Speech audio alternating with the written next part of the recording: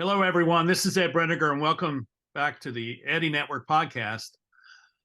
Today, I have a return guest, Mark McGrath of AGLX, and we're going to talk about leadership. And I don't know where it's going, but I know it's going to be very interesting for you. I think we share a common understanding about leadership, that it is not the role or the title, but the function of your life. Mm-hmm. So welcome back, Mark. You got a project coming up that you're going to be doing. Tell us about your teaching opportunity. Yeah, I'm really excited to be teaching a leadership course in the executive education program at Denison University. It's called Denison Edge. A lot of what we'll talk about today is going to be part of that. So it's nice to have something to refer to other than a class or me standing in front of a class. It's a nice sized group too. So I think it'll be a really engaging atmosphere. But as you know, you and I agree, leadership is something inherent to all of us that everybody has the opportunity to develop in order to thrive as they look to improve their capacity for free and independent action. So tell me why more people do not see themselves as leaders. What's your sense of that?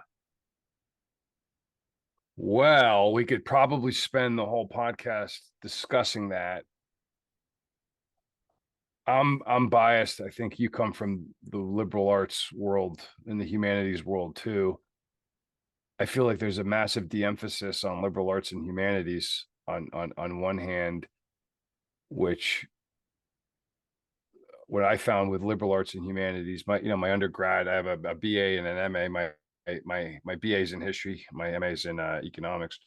In the system that I went through actually were Jesuit systems. So they're inherently intentionally structured to create well-roundedness, a multidisciplinary approach, very, very consistent with the theorists that you and I have discussed, John Boyd. And I find that type of system for me helped me always continue to work on my self-awareness. And the more self-aware I could become in earnest, then the more situationally aware I could become as I'm dealing with, people, ideas, and things. And I read something recently in an article, I think in the public university, if you take out IVs and you take out liberal arts colleges, I think in like public university systems, it was saying something around, the humanities and the liberal arts are some of the least popular majors. My own major, history, I think we're a rare bird. So if you find a history major, it's a very rare bird in this day and age. But I wonder about that because I felt, for me, coming from that sort of a background, that leadership was always a quality. Leadership was not a title. Leadership was an art, not a scientific medium. And then of course going through an organization like the Marine Corps, where leadership is very much everybody's business, a quality that everybody has, something that we all have to work on personally, with peers and with those that we're charged with leading. There's leadership, the quality, and then there's leading the act.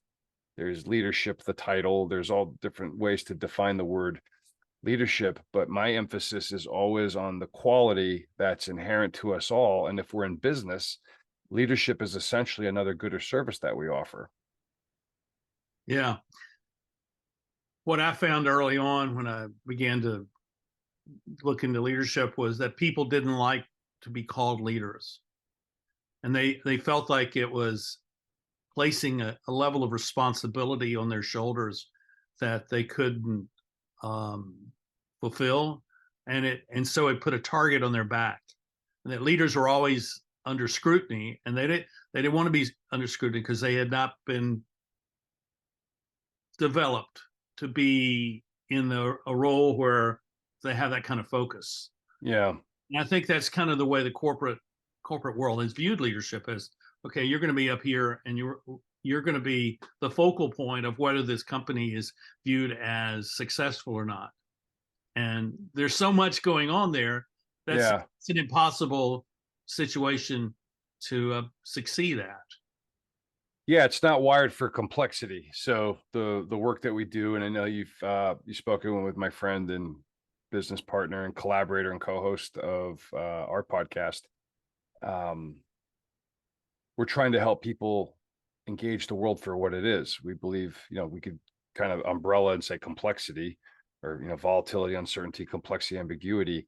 That's the nature of things, and that's a point in how I teach this, or how I plan on teaching it this semester, is helping people understand that that's the way things are. And if you're going to go at it with a rigid, scientific, formulaic recipe type approach, you're only going to be disappointed. And to use your words, having a target on your back, to an agile competitor where leadership is everybody's business, leadership's a quality that we all work on together.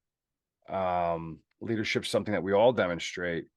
We're going to go against that hierarchical, rigid system and defeat it more often than not, because we're going to have the ability to adapt and move quicker, because people are going to have trust. They're going to have trust in each other. They're going to have a very clear understanding of intent, and the decisions are going to be pushed down at the lowest level, because everybody is responsible for the mission and the vision of the organization. So that's in my assessment, that's the view, or that's the approach I think that's more effective in volatile, uncertain, complex, and ambiguous industries, markets, etc. I totally agree. And this is what's interesting to me, and I'm curious as to what you think. We Over the last 50 years, there's been an enormous amount of there's an enterprise that has emerged focused on human development. But what I see from that enterprise has failed to develop leaders, because it has not helped people to recognize that as a leader, I can walk into any situation and become a change agent. I can be a reconciler. I can come in and I can see what's going on, and I can address the needs of that group almost immediately. And so those kinds of people who I think are very representative of the kinds of people that John Boyd was writing about are really the catalyst for change that's positive and constructive and sustainable in a VUCA environment. And I see that, and I'm the way I interpret that is that a lot of that human development, a lot of that personal development was focused on the interior life of making you feel good about yourself, rather than how do I cope with all the crisis or the conflicts or the complexity that exists in the world. Yeah. Well, so I think there's probably some combination of both, because as I was saying earlier, if I don't have self-awareness of my qualities as a leader, my qualities of leadership, I'm going to have very poor situational awareness, right? So there is an introspective aspect that I have to look in the mirror, and I have to overcome. I have to be aware of my strengths, but also to know what my weaknesses are as we move forward in time. Once I have that, then I think it gets to the second part of what you said, that now when we all are aware of that, we're able to create a self-awareness of us as an organism. Right. Less an organization, more an organism, because we're all organic as people, and we're all dealing with markets which are made up of people, and people make observations, decisions, and actions wherever they are. So we bring all that together, and then we can, as you say, then we're able to be in a better position as we encounter volatility, uncertainty, complexity, ambiguity, which is the state of the universe, right? So it's a nonlinear, asymmetric approach that appreciates who we are as humans, both individually and together as a team or organization or which you said is an organism. And when it's done in sort of everyone has leadership qualities. Everybody has ownership of the mission. Everybody has ownership of the focus and direction of where the organization's heading. And by the way, we all have mutual trust in each other. Then some of the natural fruits of that are speed and variety and harmony and initiative, things that John Boyd talked about. And that's what makes unstoppable teams. That's what makes organizations, it's a kind of a buzzword sometimes, but anti-fragile. They can gain from disorder rather than succumb to it. Well, they see the opportunity embedded in change. The fact that you just said that, right? So they could look at a crisis and actually see the opportunity. Yes, that's going to depend on their orientation, their individual orientations, and then their where the orientation intersects, that they could form a team to coordinate action together. Yeah, that's going to have a massive advantage for them, assuming that their competitors don't also see it that way too. And more often than not, if their competitor is rigid and linear and formulaic, then it's, as you were saying, they're the ones walking around with a big giant target, compete with me because we're not fast. We don't have a variety of things we can do. We're disharmonized, and we punish initiative rather than reward it. And all decisions are essentially made. Those sorts of organizations eventually become obsolete and irrelevant. Yeah, that's really true, and it's interesting to me how organizations developed into this thing the way it is, and how resistant they are to change. When I think people are ready to change. Yeah. The structure of the world that they live in is really not suited to them. The structures are kind of embedded in a kind of a form that makes it almost impossible for them to change without having to almost start all over. Yeah. It's tough. Well, you don't always have to hit the reset button because everybody's inherently doing this stuff. Doesn't mean they're doing it well, Right. but they're doing it inherently. And instead of thinking reset button, I've got to destroy in order to create. That's back to John Boyd, right? I have to destroy and I have to create. I have to destroy perceptions in order to create new ones. I have to destroy bad leadership models in order to make good leadership models. I have to destroy centralization in order to create decentralization. I have to destroy systems that promote a lack of trust, that promote non-ownership of mission. I have to create one that does promote. So it's not so much hitting a reset to zero. It might seem like that. It's really breaking correspondence or shattering correspondence from the current worldview that's no longer effective and in line with what's actually happening. It goes back to that self-awareness.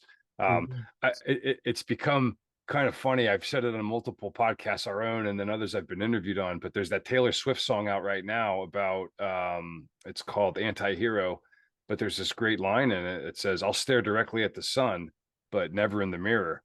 And that's most people. I'd rather look at the sun and go blind than look in the mirror and figure out, how can I make myself better? How can I improve my own human qualities as I interact with others, as I focus on them? Because kind of back to the beginning of what you were saying, it's easier for people where they would prefer to sit in a room, look at a bunch of boards and screens and spreadsheets and manage or lead down and push down, versus getting to know people, getting to understand what it is that they're going through, creating a culture of mutual trust, that there's a lot of empathy required. And that's where you get all the perspectives. That's where you get the diversified perspectives that increase variety, rapidity, harmony, and initiative, like Boyd talks about. And that's what makes organizations very effective. Well, over the last 5 days, I've been doing training with a group of coordinators in a rural economic development program in Africa. They're operating in 25 countries, and And their questions have all been about how do we do things? How do we build trust? How do we do these things? And and I know that they're asking those questions because the world that all of us live in is oriented around technique. And what I kept coming back to them and said, it's all within you. You already know what you need to know. The real key is you need to be you need to be this person who is trustworthy. You need to to be this person who respects people, builds relationships of respect. You need to honor the work that other people do. You need to be who you are at your core, living out the values which are your core values. That is really key to everything else working, and everything else you'll pick up on everything else if you're able to focus on what your values are and what your purpose is. If you can do that, and it becomes the sort of thing that you can carry with you and into any situation, then you're going to be okay. You'll pick up what techniques you need, but they will be secondary to the person you are in the role that you have. And that is what will make you the leader that you can be. And the easiest way to start, based off of what you just said, when they say, I wrote it down, how do we do things? You immediately reply, why do we do things? Because when I understand why we do things, and I understand the why and the purpose and the intent, and I can see the focus and direction, then knowing what I know, I'm empowered to do whatever it is that I need to do, right, to achieve that why, to achieve that intent. That's one of my favorite things about Boyd is his definition of strategy. It's a mental tapestry of changing intentions in order to achieve a certain aim or a goal. And if I know what that aim or that goal is, then I'm able to change those intentions. Then I'm able to adapt mentally and figure out what needs to be done in service of that why, rather than what you said at the beginning. How do we do things? That's a lot of times you step into a consulting engagement or you step into a leadership situation and everybody's looking for a recipe. They're looking for a trick or a hack or something that's going to make it easier. And the reality is it's probably not easy, number one. Number two, I can teach you a lot of how, but if you don't know why, all you're doing is wasting energy and time. If you become self-aware, everything becomes easy. Correct. And the peace and the lack of anxiety that comes with that, even in the most stressful in situations, you'll not believe it. I wouldn't call it a drug, but it's like a drug. It has that kind of effect on you. It gives you it'll bring calm to your decision-making process because you're seeing who you are in the context of whatever situation you're walking into. Yeah. I haven't published it yet on my Substack, the World of Reorientation, which is where I like to put up a lot of my Boyd thinking and the things I'm talking about. But one of the things I will have up is understanding the flow of techniques, tactics, grand strategy, and how it all flows up and down from top to bottom. Yeah. And it's like you're saying, everybody's looking for a technique. They're looking for a recipe. They're looking for a formula. Right? When I was in asset management, and I'd give this is how I did business. I would talk about Boyd thinking and how to apply it to markets and how to think about things. People would say one of the biggest knocks I would get or feedback. Yeah, he was a great speaker. It was very engaging, very interesting, but he didn't tell us what to do. Like he didn't give us a recipe or a formula. And what's interesting to note, I always felt that the top performers were always the ones that were inherently able to pick it up faster. The mass, maybe it was like an 80-20 or something like that. Not so much, because they didn't get an easy button that they could run and go back to their office and try to do something. Like I'd say, like, sometimes with us, you talk to 100 people, 80 tune you out, 20 pay attention, and of that 20, 4, maybe 5 are really dialed into what you're saying because they're in earnest trying to improve their capacity for free and independent action. And it turns out those are the people that you probably wanted to talk to anyway, because they have that one requirement. You have to want to get better. You have to want to thrive in volatility, uncertainty, complexity, ambiguity. You have to want to outcompete. You have to want to improve collaboration. You have to want to improve cooperation. And none of that can happen without that introspective look. Who are we? What do we believe? What are we trying to accomplish? Why are we going this way? You know, if you're not doing that, you're extremely vulnerable. And then what ends up happening is sort of that sort of corporate cliche at this point. It's like, well, just get rid of the 10% and throw out a manager, and we'll just keep clipping the bottom 10% until we don't have anything left. And in that mindset, it seems to me it's pretty common. And for those competing against it, I think it's a very good David Goliath opportunity, you know, like, because a David doesn't think that way. Goliath might, but a David doesn't think that way.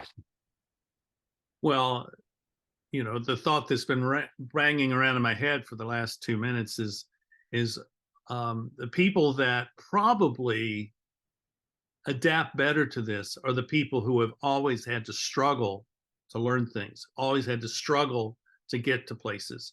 And the people who have early success in their life, they have a much more difficult time adapting to a world where, you know, it's a constant game of observation, orientation, decision, and action. And instead of it always just being easy for them, given, you know, presented to them on a silver platter, they have to actually work at it. And the last thing I can say here is that the people that I know who recognize that that's what they were, what has happened to them, and when they decide they become different, that's when their real genius begins to emerge. I think Boyd might revise one thing that you said. It's not so much a game of observation, orientation, decision, action, because we're all doing that. What it really comes down to is it's a game of interaction and isolation. So his famous brief, The Strategic Game of Question Mark, and there's a revelation of what the question marks actually are. It's interaction and isolation. We want to interact with each other. We want to interact with our allies. We want to interact with our strategic partners. We want to isolate our competitors. We want to isolate our enemies. We want to isolate anything that's adversarial to us in order to quash it internally or externally, right? So that's really the game, so to speak, is choosing interaction over isolation. That's the mastery of the environment. That's the mastery of the environment. Yeah, that's when a team can understand that. They stop looking for recipes and they start understanding things at a much higher level. And in your course, this is obviously what you're going to be leading your class through. So what does it look like when they get to the end of the course? How do they know that they have now figured out that become the master of their environment in the right sense that we're talking about? Not domination, not overwhelming force, sublimating everyone to your own power. That's not what we're talking about. It's a different thing. But how are they going to know that? So let me restate it. What's your ultimate goal for them at the end of the course? What do you want them to see? I think that I would hope and I would work towards getting them to understand that leadership is something that we all have internally, everybody on the team at the highest level, the lowest level, and everything in between. That complexity is the nature of things, that it's never going to be linear, particularly when you're dealing with complex adaptive systems like humans. It's never going to be linear. It's never going to be formulaic. It's never going to be recipe laden. It's always going to be nonlinear, asymmetrical. Right. And that the emphasis always has to be on people, ideas, and things, always in that order. That order is inviolable. And that they in turn could take what they learned really they're going to learn it themselves, right? I'm just facilitating, right? Because at some point the student has to want to really learn and improve this stuff. But as we learn together, if I have 10 in a class and there's one teacher, 10 students, but 11 are learning. My other challenge to them would be to take this back to whatever company that they work, and start to apply it and start to teach it to others and start to show that leadership is everybody's business. It's a quality that we all have and worked on. And then, there's going to be I would hope that they would also be able to see, once they get the purpose and they understand the big picture, a lot of the application stuff in their respective environments is going to become very self-evident. That goes back to what you said. Hey, teach me how we do things. If that's what they're coming into the class, where I'm going to have to stop at the beginning and say, I'm going to teach you why we do things. I'm going to show you a way to think about these things. I'm going to show you a way to look at these things, not how to do something. Because guess what? If you work at, let's just use generic industries, but if I work at a steel industry, if I have an executive from a restaurant chain, I have an executive from a hotel chain, I have an executive from I don't know, a potato chip manufacturer, whatever. The principles of leadership, the quality of leadership, that's not going to change, because you're still dealing with humans and you should be focusing on people, ideas, and things. The things might change in your industry. Maybe some of the ideas are different. If I'm in manufacturing versus if I'm a financial advisor or a lawyer or an accountant, obviously there's a lot of different ideas. But the fact that I'm working with people that all have leadership inherent as a quality, that's inviolable.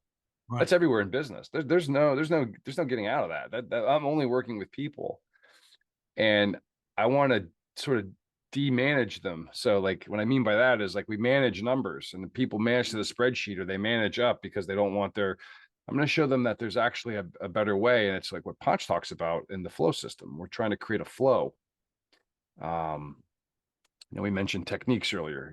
Techniques are fine. They're required. Techniques serve tactics. Tactics serve grand tactics. That's their strategy and grand strategy. All that flows. It's a constant state of flow, because the volatility, uncertainty, complexity, ambiguity that they're encountering, it doesn't go away. The universe is in a state of flow. Everything is in a state of ceaseless flux. If we quote Heraclitus. Those are skills that we can acquire, which facilitate our being able to be self-aware and situationally aware and operate in a VUCA environment. And so those are skills and tools that we acquire. Mm-hmm. We're coming out of such a mechanistic view of things that we just see that, I just need more tools. Yeah, or I need more money. I need more capital. More money. I need more capital. I need more tools. I need to do another go to another conference where I'm trained to do another thing. Right. And I'm get a credential. And I got my little credential that goes to my file in my file box. But that's not really the game anymore. It's devoid. It could be devoid of meaning, and when it is devoid of meaning, nothing's going to change. Nothing. That's when you get run over. I would agree that's how, if a competitor that's trained on this stuff, that's taught this stuff, that understands this stuff and comprehends this stuff, that's where they really get you, because they know you're not going to be able to adapt. You're not going to you're not harmonized. You're not your people don't have initiative.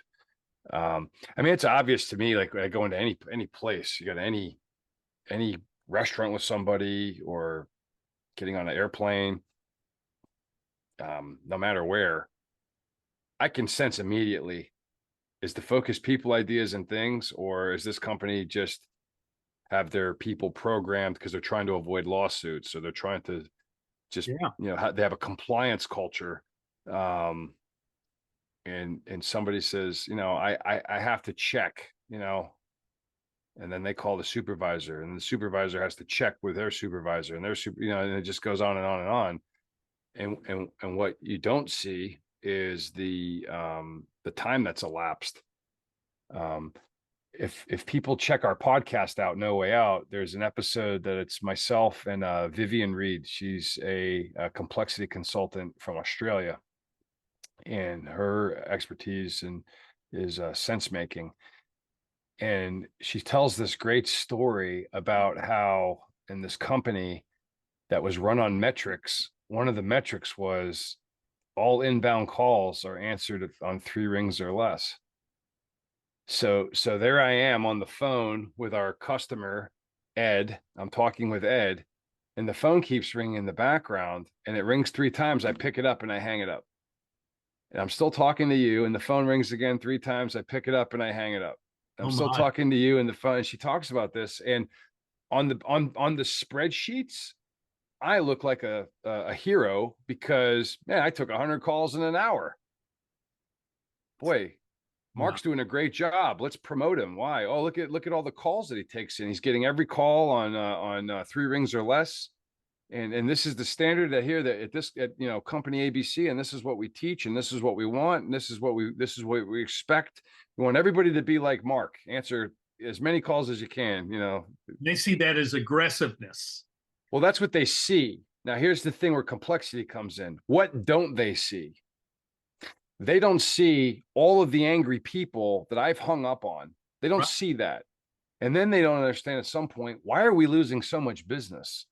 Where are we going wrong? Like I mean, look at us on paper. We're crushing it. We're number one in every category. Why is it that we're losing business? It's because of things like that serve no purpose towards the accomplishment of the mission, rather than accomplishing the mission or participating in manifesting the strategic aim of the organization. I just alienated our client base, a good chunk of our client base, and they went somewhere else where they're treated like a person, not with indifference, Yeah.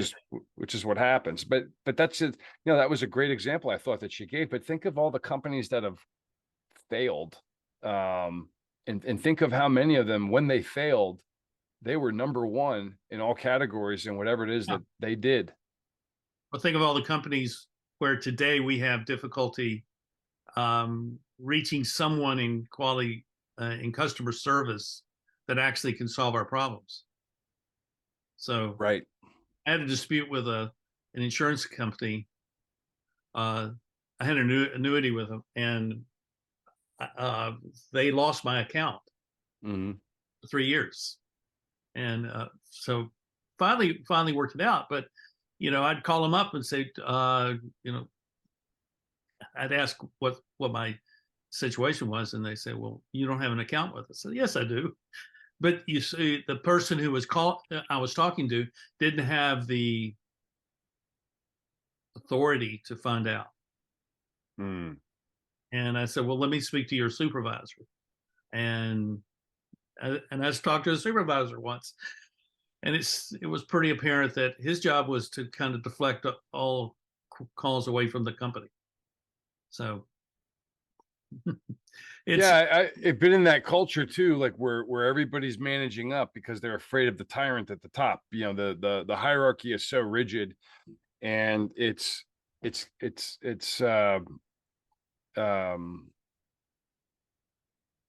I'm number one. It's everybody looking out for number one because that's the example that comes from the top. And depending on where you're at, I mean, it is interesting to see, like, some people really do believe, as the quote unquote leader in command, and I execute a very rigid command and control structure, they also think that implies infallibility, and it doesn't. no. And your top performing people are going to leave, and they're going to go somewhere else, and they're likely going to go to a competitor, and they're going to attack that rigidity. They're going to attack that structure. That one of my favorite examples is the Maginot Line.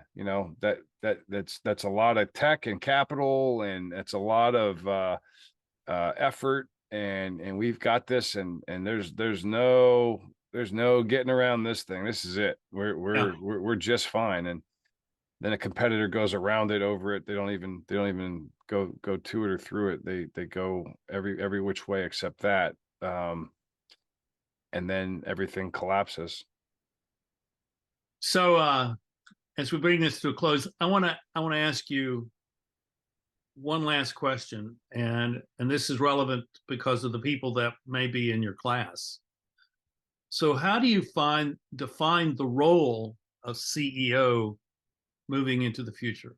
What does that role actually mean now? Well, I think it's still, somebody does have to have the authority and the responsibility.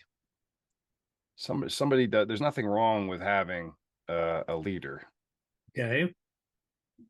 I think that the ones that I read about and the ones I think are the best are more like a conductor of an orchestra versus a tyrant, commanding and controlling and assuming all of that.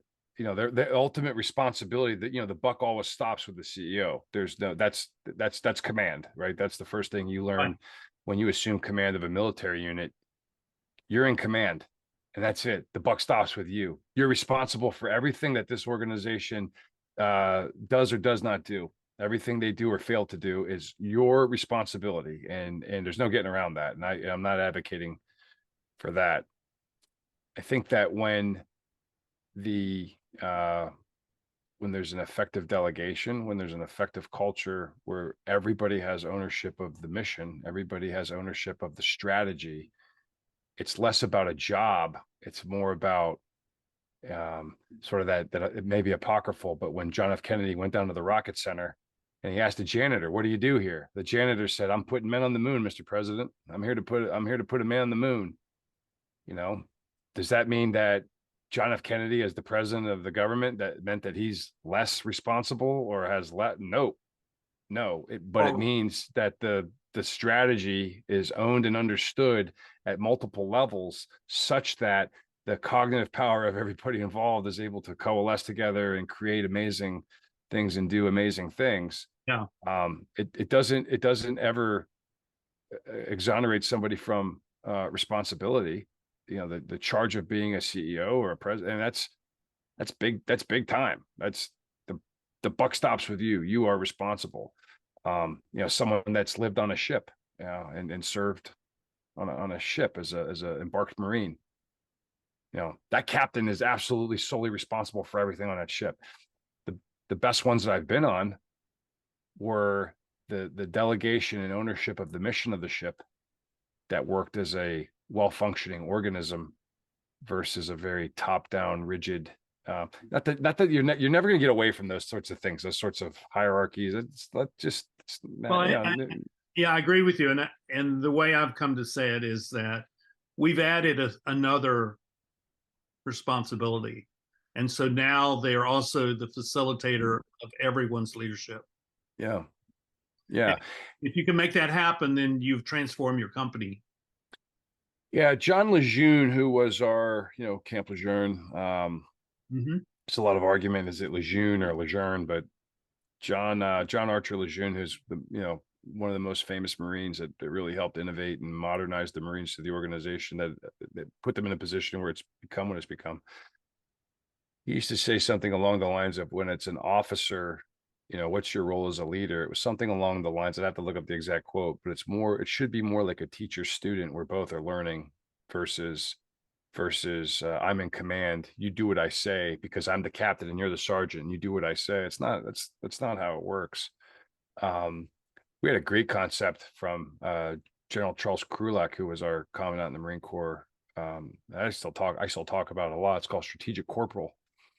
In this day and age, in this VUCA world, with social, especially now with social media and things like that corporal that's leading a fire team out on the front, they possess and they have complete ownership of the strategy. The decision has been pushed all the way down where that young Marine corporal can make a decision that's going to affect the entire strategy. And we're all familiar with a lot of the very bad incidents that got a lot of publicity in Iraq and Afghanistan, like, urinating on corpses of insurgents and things like that, right? That decision at that low level had an effect on the entire picture, the entire strategy.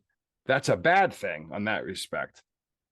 What we don't see is all the good things that happen where that strategic corporal is executing and implementing strategy, is entrusted to lead Marines in action, where they have, we never hear about those, but that's more often than not, that's what's happening. That's what's happening. The point of the story is ownership of that strategy and mission goes all the way down from the top to the bottom, and everything in between, so that anything that I'm doing as a young junior officer in command of young junior Marines and other things, what we're doing has an effect on everything, and we're entrusted with that mission to do whatever it is that we need to do. Back to your thing about how do we do things, I never had a commander tell me how we're going to do things. I always had a commander tell me why we're going to do something, and we'd figure out a way to go do it. It's much more effective. It's much more specifically in nonlinear asymmetric situations like that. Yeah, Which is a perfect, almost I like that idea. Corollary for business. I like that idea of the strategic corporal. I think it's brilliant, and it correlates to the role of the middle manager in organizations. Yeah. I've had many conversations. I won't name the company, but it's a global company that has local operations all over the world. Mm-hmm. And I've had the privilege of meeting regional and district managers and talking to them about what their job is like. And it's one of being squeezed from the top and the bottom. Every local operation is unique in itself, but from the top, they want everything to be uniform and measured in the same way. And the context is never the same. And so the person in the middle is having to always negotiate between those two ends of the vice, Yeah. And I'm sure they're never paid enough for the work they have to do, because it's a difficult place to be in. When I was at artillery school, we had to do a book report. You can pick any book you wanted. It had to be military in nature. So, of course, what did most of us Marines do that are part of a professional reading program, right? That we're required to read certain books at ranks. Of course, I picked a book that I'd already read. So I picked Stephen Ambrose, his book D-Day. Yeah. Which, there's great books, there's bad books, there's historiographies, there's, hagiographies. It's a good enough book if you just want to learn about D-Day. But one of the things that was really interesting, I remember in that book, was D-Day was not won by Eisenhower. D-Day was not won by the division commanders. D-Day was won down at the front end by the young non-commissioned officers and the young lieutenants that were landing on the wrong beach, that were facing a buzzsaw like nothing they'd ever expected, of horror and people drowning before they could even get to the beach. Yeah.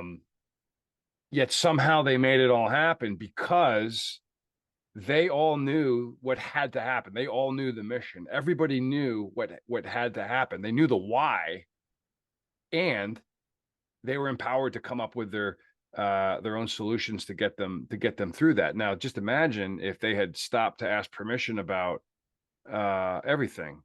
You're not gonna get anywhere.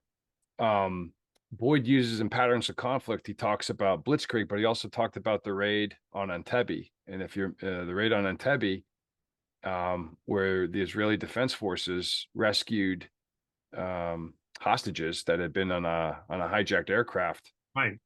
The other side never knew what hit them. That it happened so fast, and everybody was empowered at the lowest level to do what they needed to do to get the mission done. They had one casualty. It was the older brother of Benjamin Netanyahu. His brother was the leader of that mission. And the thing, I talked about this on a podcast I was interviewing recently, and I talked about the book The Lion's Gate by Stephen Pressfield about the 6-Day War. And that was one of the edges that the Israeli Defense Forces have to do something so quickly, was that everybody at the lowest level was empowered to make decisions. That a private or a corporal can stop an entire armored column if they saw something awry that conflicted.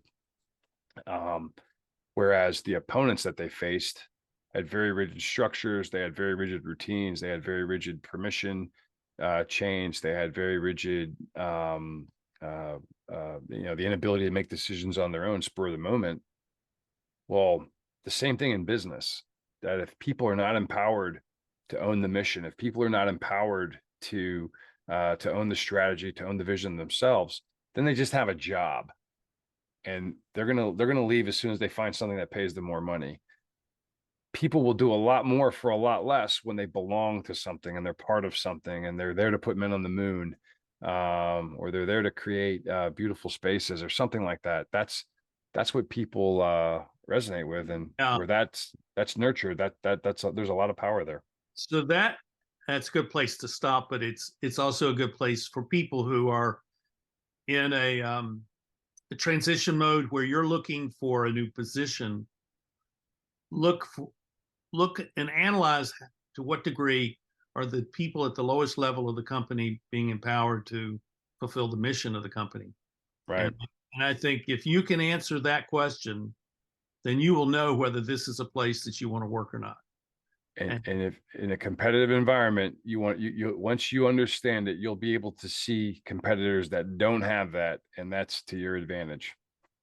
And I would say that the outcome of taking your course is that all these guys who are in various roles of management and leadership in organizations, if they come out seeing that empowering their people to be leaders is the greatest thing they can do to advance the company, I think you will have been hugely successful. And That's the goal. I'll let you know how it goes after the semester. But if yes, that the goal of recognizing that we all have this quality and that we can all improve it, and we can all improve it together. Yeah, that's going to be a big desired takeaway. That's a final result desire that I have for that. And it's encouraging to me that there's this conversation going on in the world where command and control is still a huge thing. I mean, we never even use the word centralization, but the centralization of authority, and where all authority is directed downward and all accountability is at the point of most vulnerable point of the company. So there's a lot more we can go into, but it's this has been great, and I wish you well in your class. And if it'd be interesting to see what happens, and more so a year from now, and interesting to see where the companies are that you have had a chance to impact. Well, I'm very excited. I love teaching, and if I could have an impact on at least one student, then that would be a big win. So It's going to be way beyond that. So, well, thank you, Mark, for being with us. Tell us how to find you, and also how to find your podcast. yeah, the easiest way is you could go to our website, www.aglx.com, or I could click on podcast, you'll see it, or I could aglx.com/no-way-out. We're on all the major platforms: Apple, Spotify, Amazon, etc. We also have a YouTube channel, AGLX, and a lot of the podcasts are also available in video format on the YouTube channel. We do quite a bit in addition to we have some for the podcast, and we have a lot more going on in the interviews with the YouTube channel. I'm also on Substack. It's called The World of Reorientation, and it's essentially a lot of the things I've written about some very broad John Boyd type topics. And then, of course, you can follow us on LinkedIn. You can follow AGLX, and you can also follow myself, just Mark J. McGrath, in Columbus, Ohio. You can follow me on LinkedIn. I put a lot of the content up there. And hopefully everybody's watching they saw us before, but they're also watching my colleague and collaborator and business partner, Brian Pontrevera, and his episode that he did with you. So it was great. It's been great having you, and we'll do it again. Awesome. We'll seek to develop leaders for this world that we live in now. Excellent. So glad to be on the journey with you, Ed. Thank you. Thank you, Mark. Thank you, everyone, for watching. Please subscribe, hit the like button, and comment if you'd like. And we'll look forward to seeing you next time here on the Eddie Network podcast. Bye-bye.